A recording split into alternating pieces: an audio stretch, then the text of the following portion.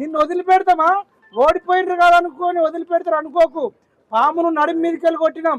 ఆ పాము విషము కోరలలో ఉంటది, ఆ కోరలు వీకాలి. ఎంపీ ఎలక్షన్ లో 17కు 17 ఓడిపోవాలి.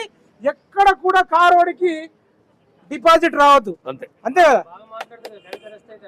కవిత అరెస్ట్ అయితే సొంత కూతురునే కంట్రోల్లో పెట్టుకుంటావు. Idiot, stupid, rascal. ఎవడ్రా నువ్వు? రాహుల్ అంటాడు. రాహుల్ ఇదేనా పెంచేది? రాహుల్ మనిషివా?